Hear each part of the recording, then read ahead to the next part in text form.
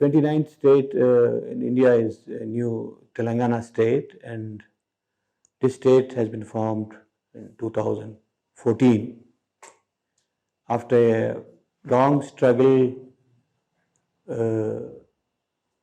for a number of demands by the people of this region. One basic issue has been water. So during the Telangana agitation also, it was focused by the then leader Chandrasekhar Rao and others that Godavari river is flowing hundreds of kilometers through Telangana, but Telangana agriculture could not profit from it. So just after achieving new state 2014, one of the important major strategy focus was on how to ensure sustainable water resource for the Telangana region. There was a two-pronged strategy. The first one was in Telangana region, as in many other regions in South India, tank irrigation has been a basic source for local agriculture.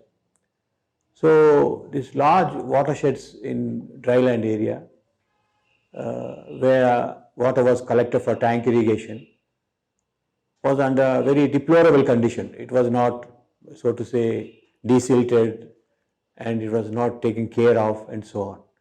So Mission Kakatiya program to desilt these tanks, to repair the feeder channels and make these watersheds work so that tank irrigation again comes up.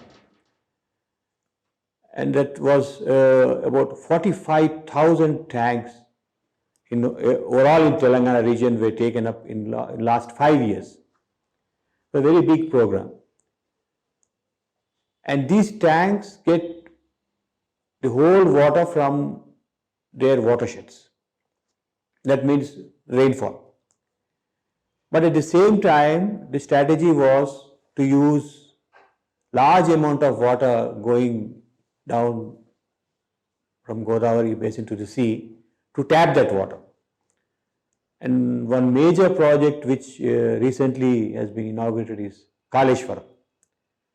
So this Kaleshwaram project was necessitated because the earlier project of Sriram Sagar, constructed just below Maharashtra border, is no more able to get water because on the upland in Maharashtra, a lot of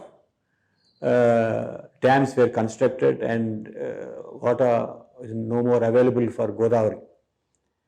So coming down a place where Pranahita from Gadchiroli forest area joins the Godavari at Medigada, now a big project has been constructed. But the basic thing is about 100 kilometers of Godavari river will become a reservoir.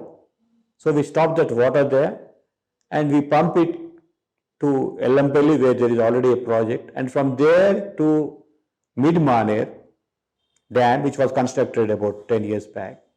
That is in my constituency. So it's a water hub. So my constituency has a unique feature is that Vemulwada, Rajanna Sirisila district, is a water hub. From there, the water will be transported to Malana Sagar for 53 TMC and so on, even to the other northern areas. So what actually the intention of the government is, firstly to tap the water through natural precipitation at the river, at the tanks, tank irrigation.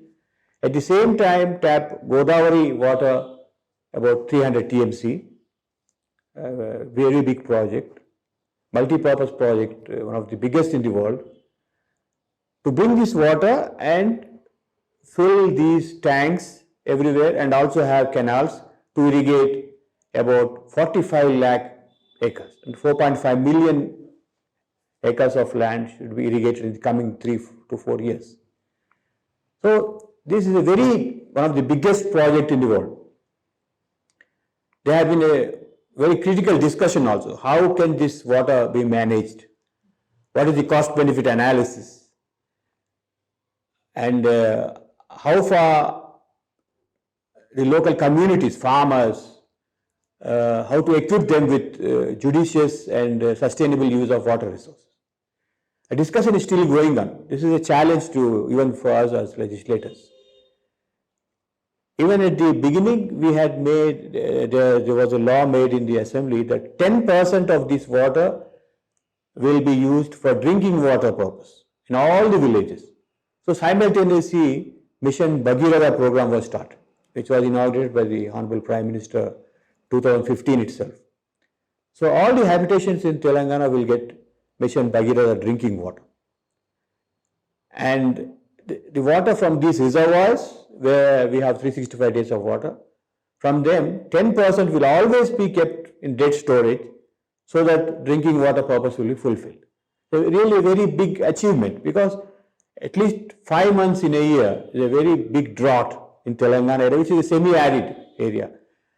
Around 80% of the area has a rainfall of 700 to 800 millimeters. So it's very scanty. And the monsoon unpredictability and climate change issues is bringing a lot of difficulties for agriculture and for human needs.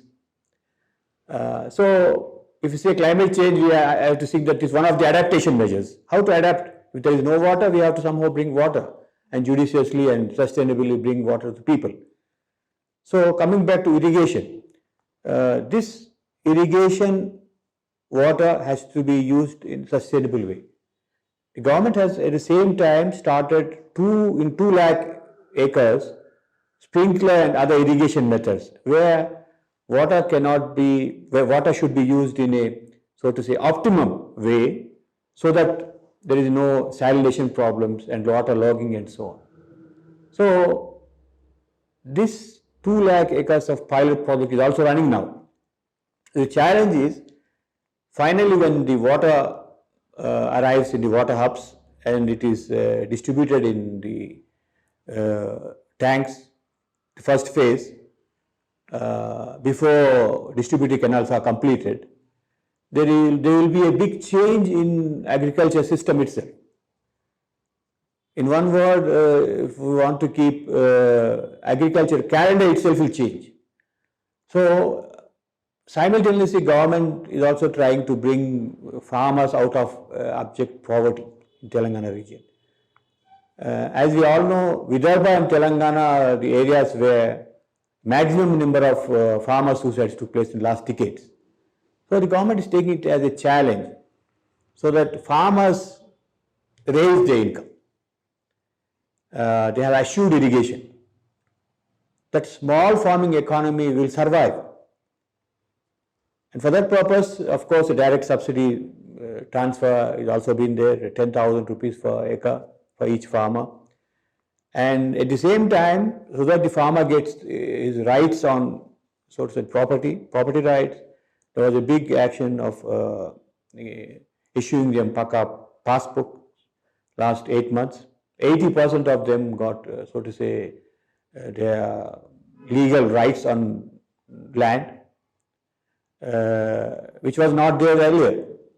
So what I want to say is, if you want to bring people, stakeholders who are mostly farmers, they should have also their rights on their properties. Their properties should be clearly defined. Their rights should be clearly defined. Their major issue of irrigation water to secure their farming should be ensured. This would be a great entry point activity to bring them into, so to say, long-term sustainable use of agricultural practices, even in urban areas. In my constituency, Vemulwada is also a big urban area with 40,000 people, a big pilgrimage. So even there, water conservation issues are only successful if people have access to drinking water. So what I want to say is, environment is always the issue, whether it's a resource crisis or it's an externality. Externality may be in big cities like Hyderabad, everywhere. Every 5,000 acres, one agriculture extension officer has been now kept on job, and they have been given instructions how to use, so to say, soil testing, how to have property rights, how to give advice to farmers to have crop colonies, which will take care of, so to say, cropping systems in areas where we have comparative advantage, not just go for rice everywhere. All these things are, so to say, should work hand in glove when this big water irrigation systems come up. So Telangana as a state, if we take water, is in a transition period, a big transition period where access of water to the people, agriculture, for households, industry is going on a big way now. Even we have 24 hours electricity, power, the only state in India. All these infrastructure, basic infrastructure is being now created. So at this stage, definitely the question comes, how can we use these resources sustainably in the future? So bringing communities together, farming communities for agriculture, irrigation purposes, urban households bringing together for drinking water, judicious drinking water, waste water management. We call soaking pits in villages. In big towns, we have treatment plants planned now, using for tourism, for pilgrimage. So different stakeholders have to come up now to use these scarce resources, because these are scarce because we are pumping this water from a very 150 kilometers away now, and it's not the availability itself, but it's how you judiciously and how economically you use it. Very recently we had a new Panchayat Act, and the Gram Panchayat elections were held, where new responsibilities of taking care of drinking water was given to the Gram Panchayat. And also, so to say, for environmental protection, conservation, Inkuru Guntalo, soaking pits, this responsibility was also given to the local Gram Panchayat. At the same time, Haritaharam, where greenery should be a part. This new Gram Panchayat Act provides a lot of finances and also responsibilities for Upa Sarpanch, the Vice Sarpanch should take this responsibility. So these are all changes which are slowly have been coming up in agriculture, in urban areas, and also in industrial areas to cope up with the new challenges, where, so to say, collective action should become so to say, one important tool where sustainability issues can be solved. And this is actually a beginning. There have been good examples in cooperatives, in different resident welfare associations in Hyderabad or Warangal or everywhere, but they should become now mainstream. That is a big challenge. In this context, I see a lot of stakeholders who have to be brought to one place, have a critical discussion, and if necessary have some new formal, informal rules, frame them, and the possible governance structures have to be formed. It's a very big challenge. And to bring them together at the intellectual level, at the farm level and so on, we need the help of different, so to say, intellectual groups working. And one institute is of circular economy. So I would definitely look towards this institution as one where it could bring different stakeholders together, monitor their discussions, bring out, so to say, consensus among them, be a major force in formulating, so to say, a project from idea to implementation phase. This is, so to say, something which has to be done by people who have a lot of experience from different other pilot projects, good practices and so on. Just because we may not make the same mistakes like other urbanized areas. For example, in my constituency, if we don't plan STP now, in the future we even do not get any land for it. Now the land is available.